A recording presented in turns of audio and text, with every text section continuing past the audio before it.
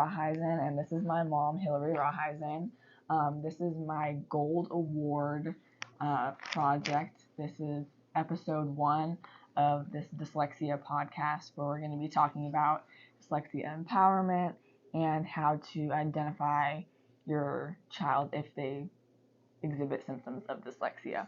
So this first episode, I wanted to talk about, my journey and what I've been through, and kind of just to relate to other kids. This can be for adults or kids who are also struggling with this. And also as a parent, to get a perspective as a parent, she knows a lot. So, when were the first signs that you started noticing where I was falling behind? I would say in kindergarten, at the first parent-teacher conference, they have it after the first quarter, so that would be in the fall of your kindergarten year. We met with the teacher, and the teacher said that you were struggling and that you didn't know the alphabet, you didn't know some of the words that all the other kids did. So I, of course, was freaked out about that, and I went home and I labeled the entire house with index cards. I remember that. In good capital letters print, and closet, door, window, fridge, refrigerator. Yeah, I remember that. Couch, just all basic words of the house, a notebook. And so that would be the first probably incident that I would say that we kind of knew you were struggling, but you were also very, very young. You started kindergarten at age 4 because your birthday is just a couple days before the cutoff. So the teachers were saying that it was just probably you're just very young and it's going to take a little bit of time to get you caught up. What grade was that? Was that kindergarten? It was in kindergarten, yes. Oh, okay. When did you see a love of learning when I was younger, and when did that start to change? I would say that I don't think you ever really loved learning because I think it was always a struggle from the beginning. You had 2 years of preschool, and then went into kindergarten. I remember asking the principal twice after kindergarten and first grade to hold you back because we kept getting notices and in the report card, you're behind other students, and I thought it's just because you're young. So the principal did not want to do that, and so they just said, keep working through, and we would try and do extra work with you. But in regards to the love of learning, you always tried. And I think as you got older, that's when the trying just became too much, and it was just it wasn't enough. Yeah. So when did you first ask for me to get an IEP? Well, I kind of knew what an IEP was from your older sister, but it was for different reasons. So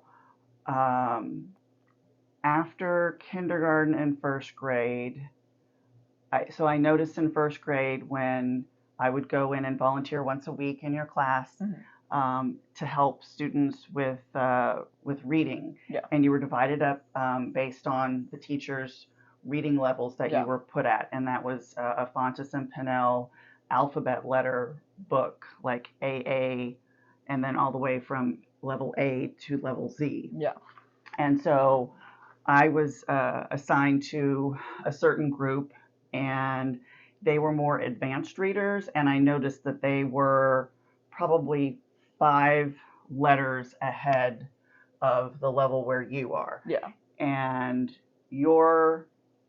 the other person that was in your group was an ESL student, so English was not his first language, and he was actually reading better than you were in first grade, and so I was really, really concerned at that point. And so after going through K1 and 2 grades, it was in third grade that it really was very pronounced. And so twice I went to the school in the fall semester and in the spring semester, requested a local screening committee meeting, and you were tested by the school psychologist twice in the fall and in the spring. And so I think you got a 504. Yeah.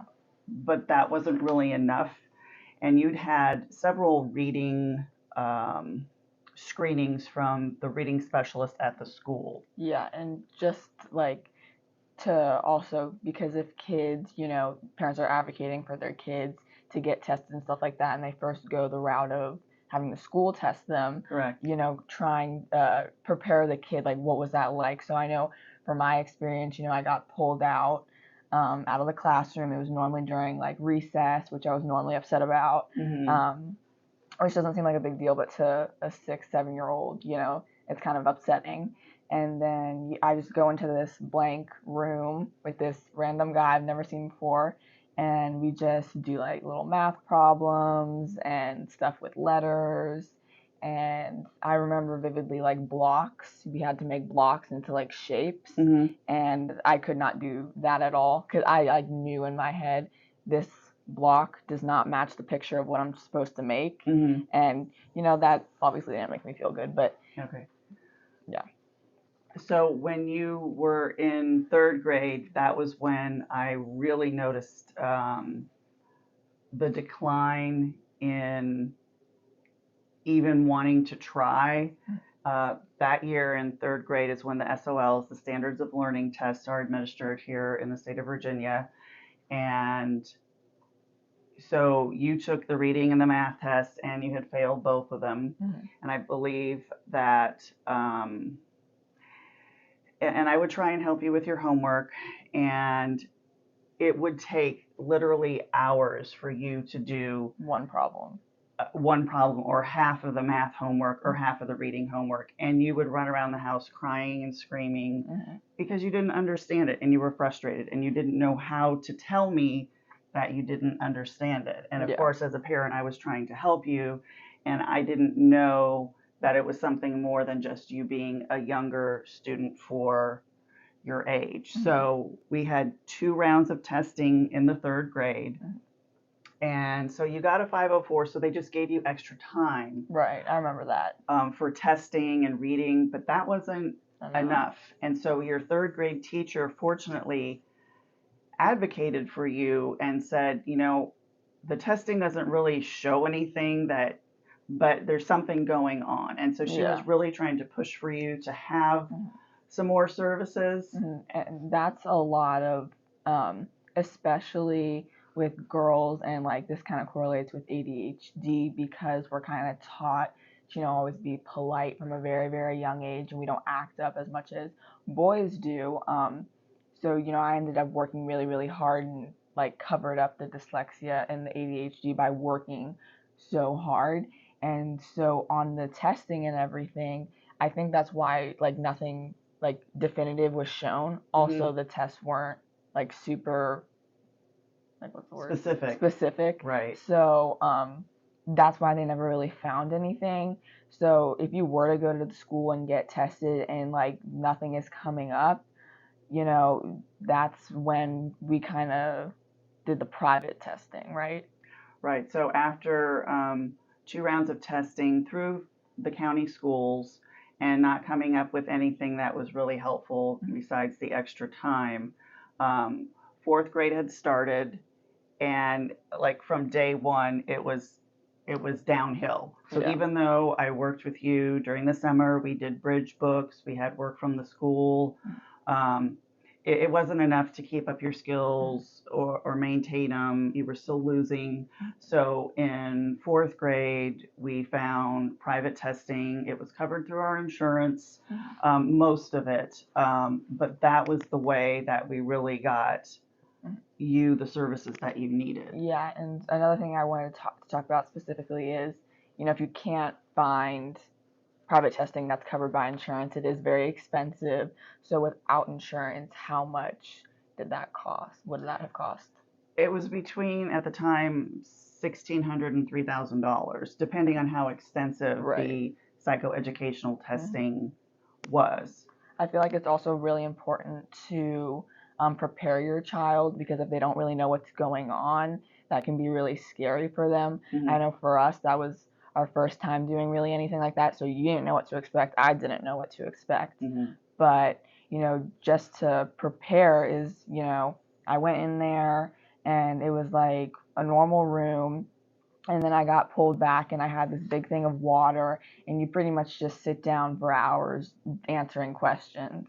And that's pretty much what I remember. It was like a beige room. I was sitting face to face with some psychologist or whatever, and just like doing a bunch of tests. And I think we split the testing up into 3 days. 3 days. Yeah. And, something that parents should be aware of is it's mentally very, very taxing on our brains. And so if the kid just like goes home and sleeps afterwards, or they're not like willing to do anything else that day, that's completely normal, and it should really be expected.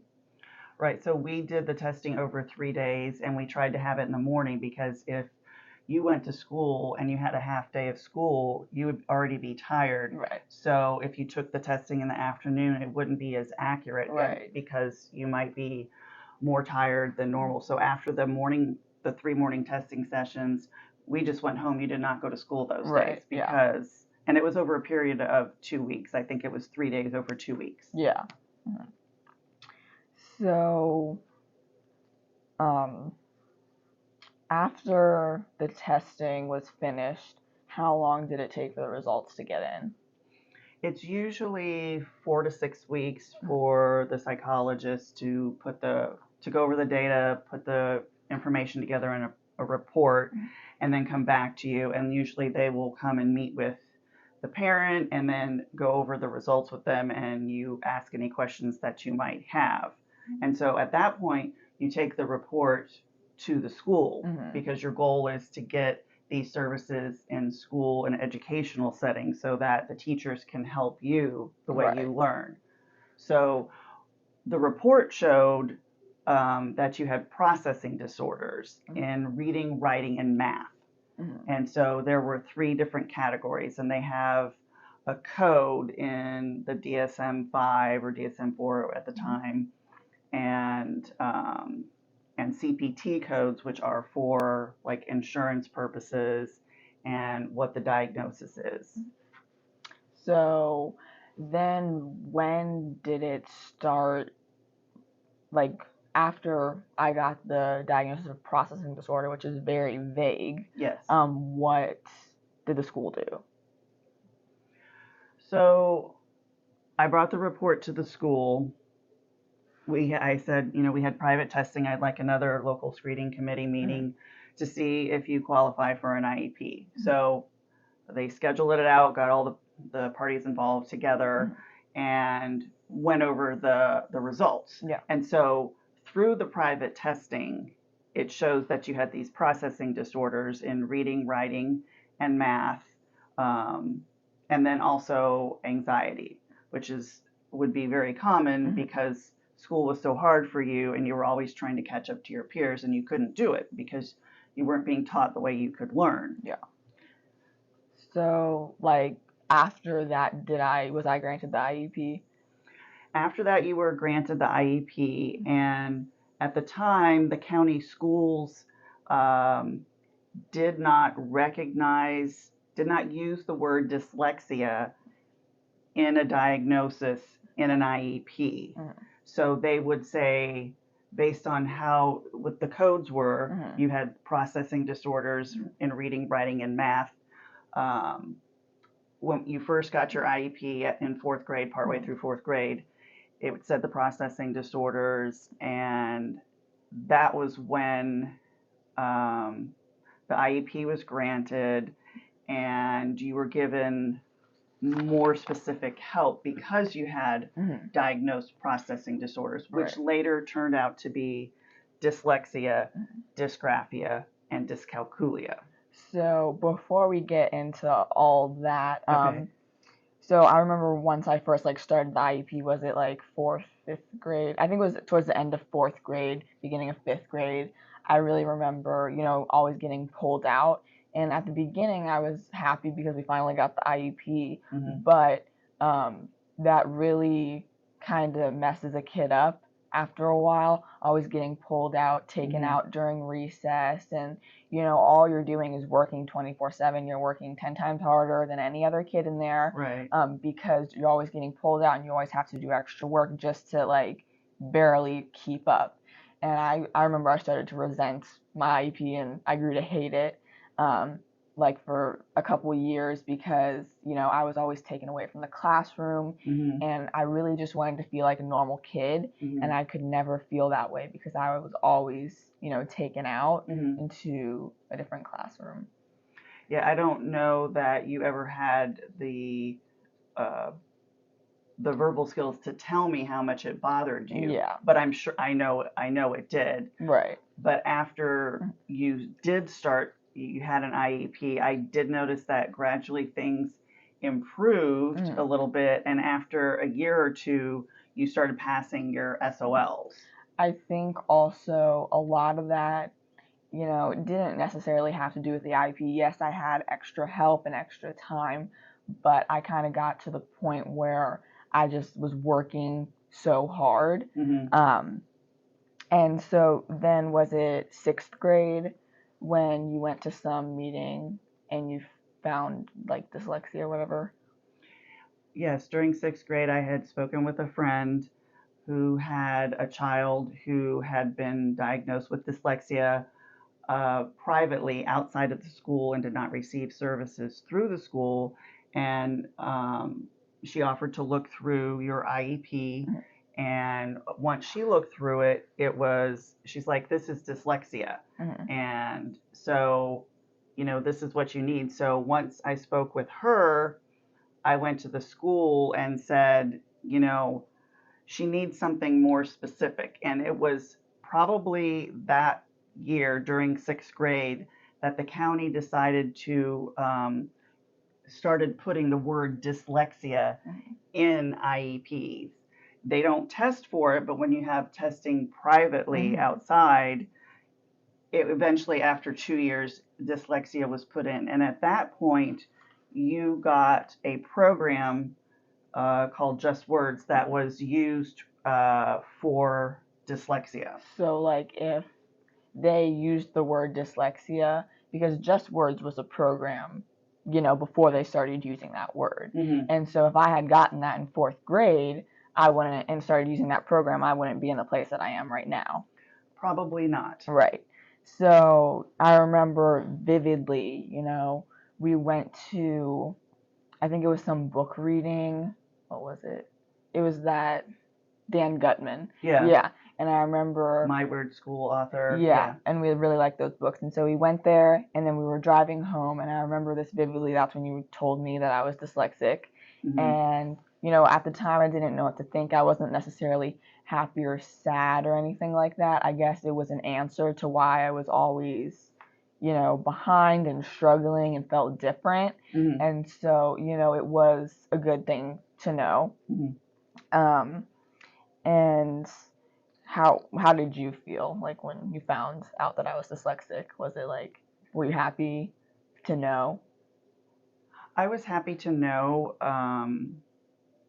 that there was a label and that we could get some much more specific help other than you having an IEP and having extra time and extra help with the reading. You needed a specific program to teach you in the way that you learn. Right. And so having that diagnosis and having it included in the IEP was very helpful so that you could get closer to becoming up to the level of your peers.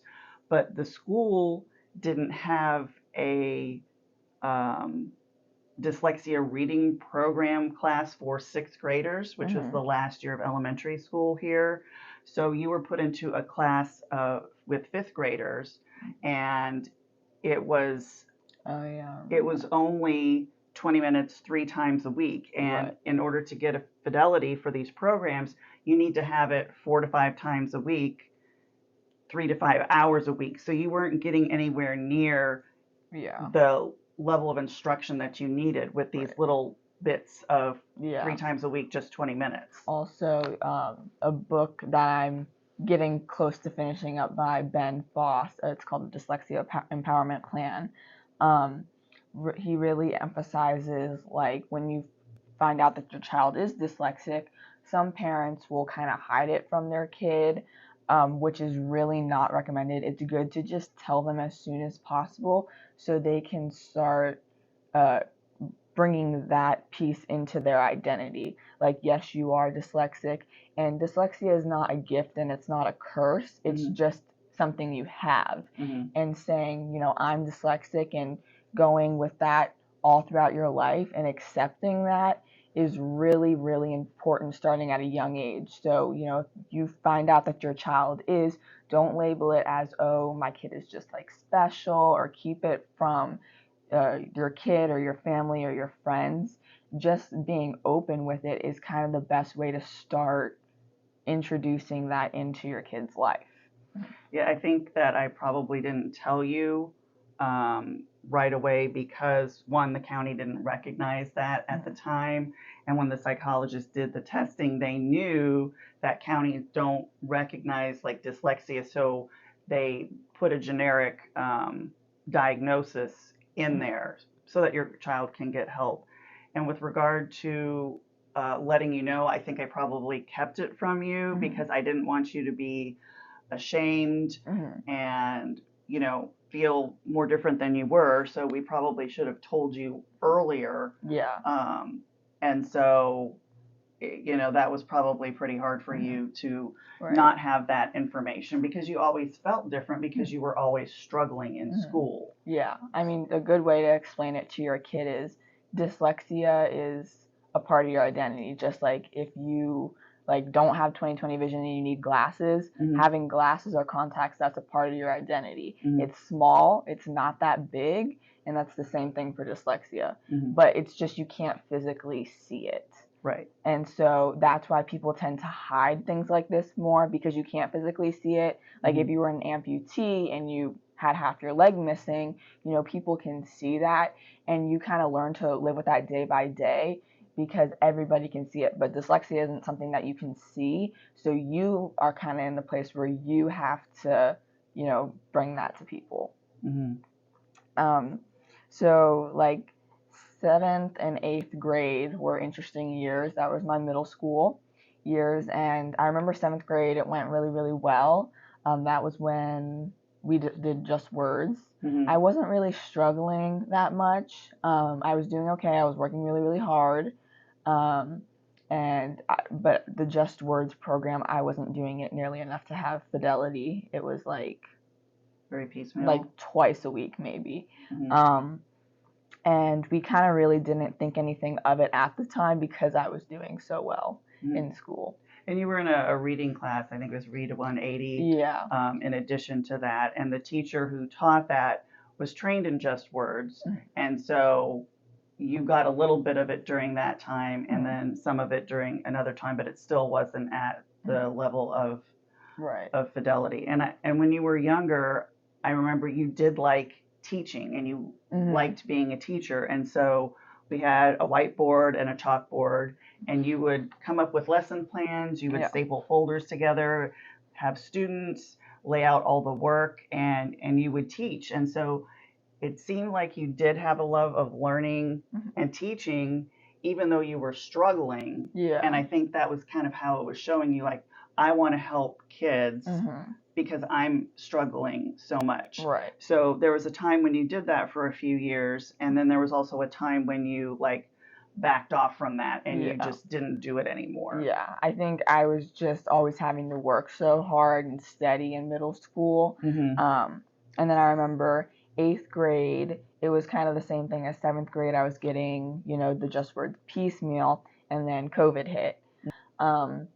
But in regards to, getting any kind of remediation, that did not really happen at all. Right. So COVID hit during the end of your 8th grade year. And so they sent a program to kids who had IEPs, who had reading issues, and it was like a reading program that it would highlight the text and it would read it out loud for you. And I think that's what you did. And there were exercises you could go online and do that program. And then they came up with like summer work, which was like a booklet that the county sent. And that was all, handwritten math and reading, writing work. Yeah, ninth grade, because everything was online, you did everything obviously on the computer, and I didn't realize how much I was compensating at that time. Because, when we would write things, everything was obviously online, and so I just used spell check all the time. And for me, my dyslexia, spelling is like a big thing for me. That's really, really hard for me. And so, like, at the time, I would just like click the red line and the word would be fixed. But then, like during that year, I did literacy essentials, and they put me in a literacy essentials class, and I was willing to try it.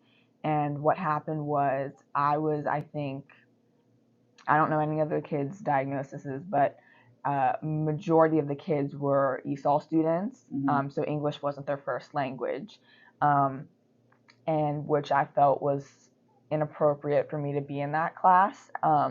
Also, it was during COVID, we were given manipulatives to use like sandpaper and whiteboards and stuff. We never used those, and we would only do things online, really. Like we would like read passages online and answer questions, and sometimes we would like write things, but we never really did like lessons together. And so that was a whole school year wasted where I could have gotten remediation.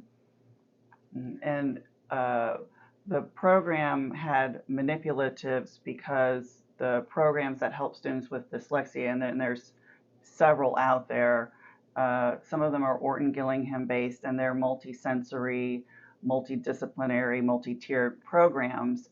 And so they needed to be incorporated into the lesson to have the student benefit, and that wasn't really possible during COVID.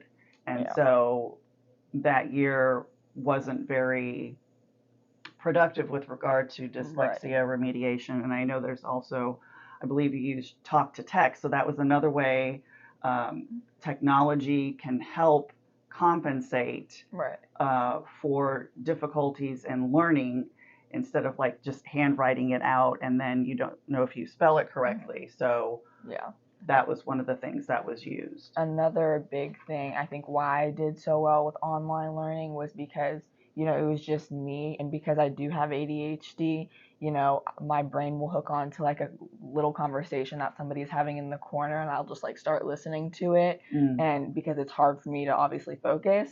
And so because the online learning, I, was in my room and I shut the door and it was just me for many, many hours. And also because, dyslexics, they're not good with like seeing, writing, and reading it. We're much better about like hearing things. And so that's why audiobooks are so much better. And there's like a myth that people think, audio is not actually reading and you can't comprehend that way, and that is not true at all. You can learn and read that way. Yes, it is very important though to learn how to read and write. That is a fundamental right that your student has and needs, which is something they should fight for. I mean, like I remember in our IEP meetings, they would give us things to kind of just like cover it up, like the voice to text or talk to text or whatever. When there was a much bigger issue, you might be covering that up, but there's other ways. So you never really liked to read, ever. No.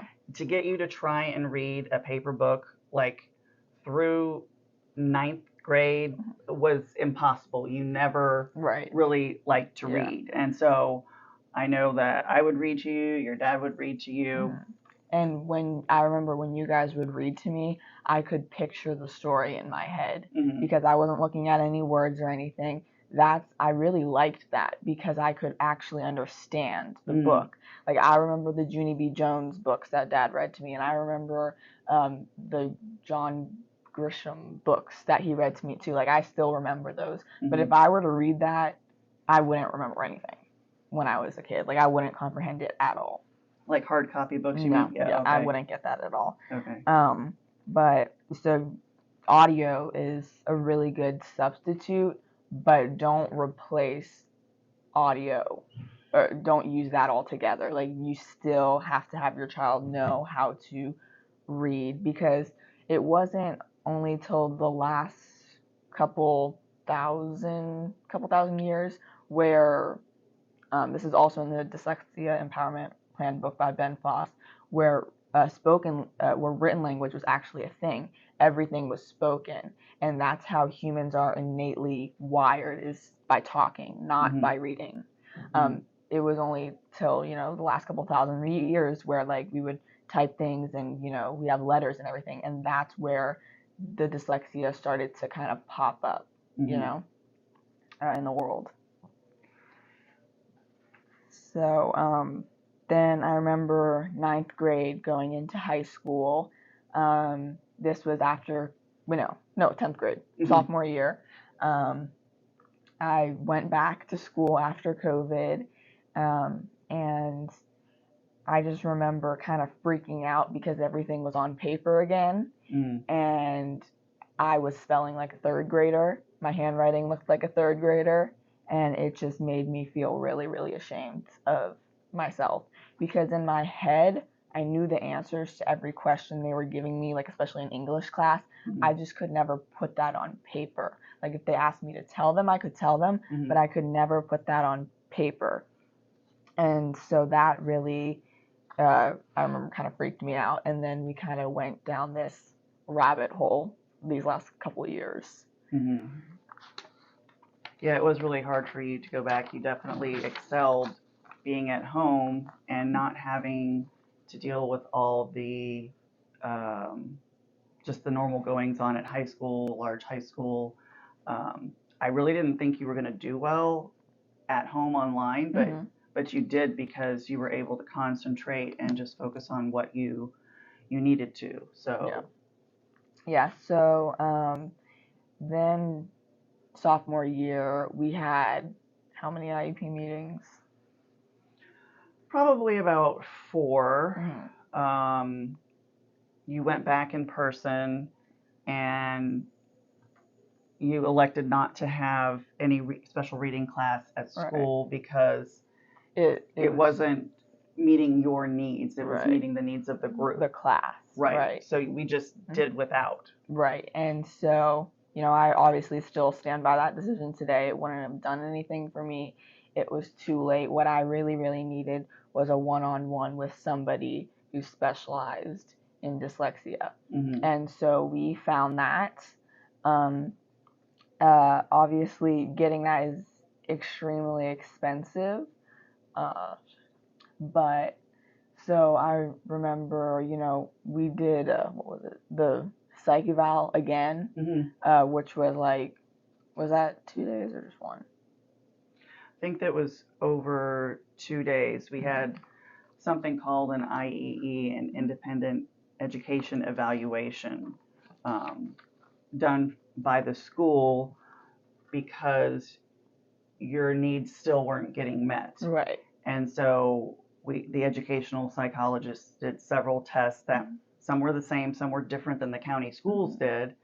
And that's where you were diagnosed last year with ADHD on top of the processing disorders of dyslexia, dysgraphia, and dyscalculia, which we understand can often go hand in hand. It is very common to get diagnosed with dyslexia and then later get diagnosed with ADHD. So I would say if your child is diagnosed with one of them, just test for the other one just to make it easier. I know once I got diagnosed with ADHD, I was kind of in such a bad place. I was willing to try anything. So medicine was stimulants was the route I was obviously going to go down just to try it, and it definitely changed every part of my life. Definitely, yeah. Cassandra is able to focus now. She's very goal oriented. Her executive function skills are stellar, and she's able to manage all this stuff. And before she couldn't, because not only was she dealing with processing disorders, she was dealing with ADHD as well. Mm-hmm. Yeah. So once we got the IEE, then kind of, I remember I didn't really get anything else sophomore year. Mm-hmm. And nothing was ever set in stone. Nothing was ever, there were never any, there was no remediation that year at all. Because they kept suggesting that you be put in this group class, and right. At this point, finishing up your sophomore year of high Mm-hmm. school, you were way past being Mm-hmm. able to benefit from a group class. Mm-hmm. So then they granted me ESY. Mm-hmm. This was summer of 2022. Mm-hmm. And I'm going to give ESY a shot, extended school year. And I go in there and I take the bus there, and there are kids there who are on the bus who are completely strapped down so they can't hurt themselves or anybody else.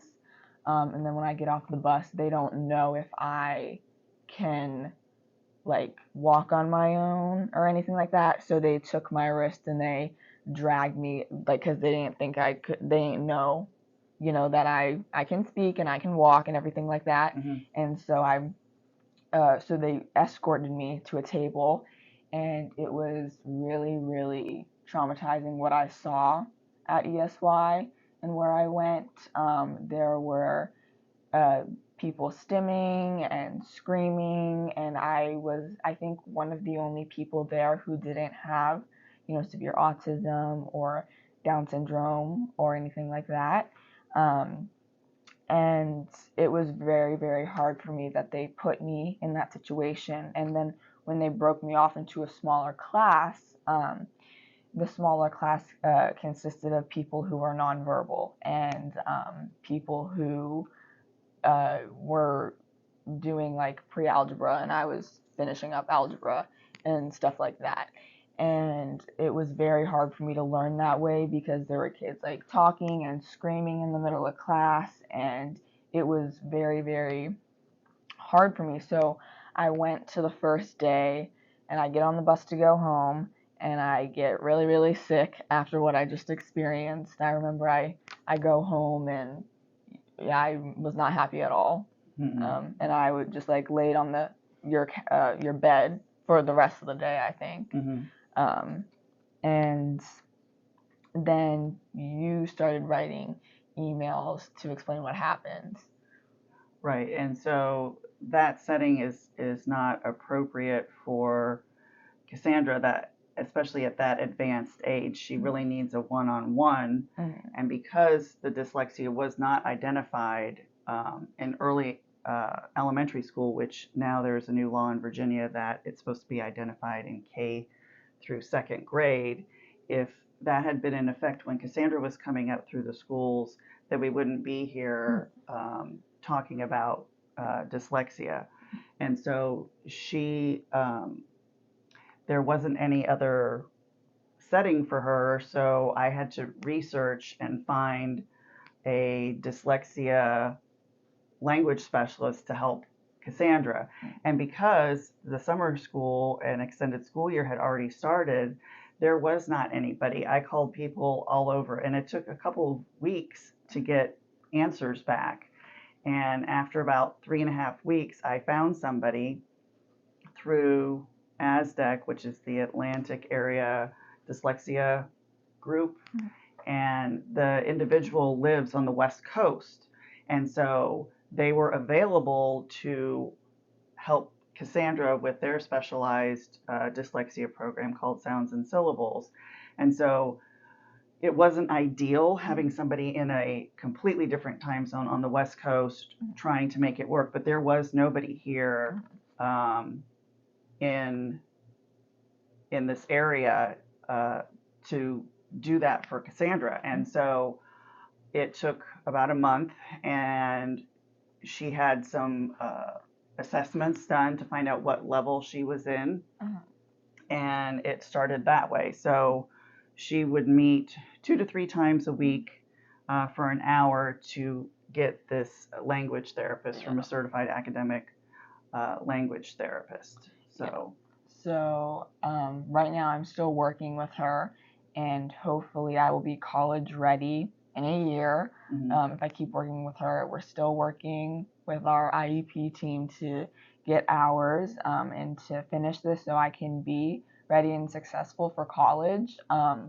Or just life, and even if you don't choose college, which I know that's something you want, just for having job skills and life skills to be ready. You need to know how to read and write and comprehend and everything. That is a basic human right. Correct. And for some it's harder than others, and I'm one of the people where it's harder, and especially if you don't have the money to pay for a certified academic language therapist, which is hundreds, like $100 an hour or more. Plus. Yeah. Which can go on for years, and you have to do like 4 times a week.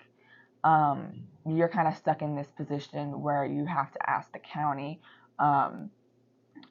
for your basic rights, and so obviously we weren't in the position to pay $100 out of pocket an hour. Yeah. So we had to go the hard route, and I remember, I think last year that was when I started speaking up in my IEP meetings for myself and explaining what I was going through. And the reality is, at least right now, the adults in the room, in the IEP room, if you're in any situation where you're at my age, they don't understand what you're going through. You can tell them, and in my personal experience, they do not understand. That's why they put me in such severely damaging, like, environments. But if you're dyslexic and you've identified it, all I can say is just keep working. Like, don't stop because of them. Yeah, I've called several meetings in the last 2 months, at least 4, and just trying to get the services that Cassandra needs. And I don't think that the county as a whole really understands the dyslexic student who is in middle school or high school, because dyslexia is supposed to be remediated in the very young elementary school ages. So there just isn't that available in the public school system mostly. And so having private tutoring at the advanced stage is really the only way that your student can get their needs met. And this is why it's so important for parents of young children. If you see the child struggling even just a little bit, it is very important just to get it checked out so you don't end up in the situation that I'm in right now. But everything that I've gone through, it definitely has built immense character. I think that's always why, like, right now I work at a swim school and I love working with kids, and I love working with kids who have disabilities because obviously that's really close to me. But yeah, I think that's it. Thank you for listening to our first episode of this Dyslexia podcast. Thank you very much.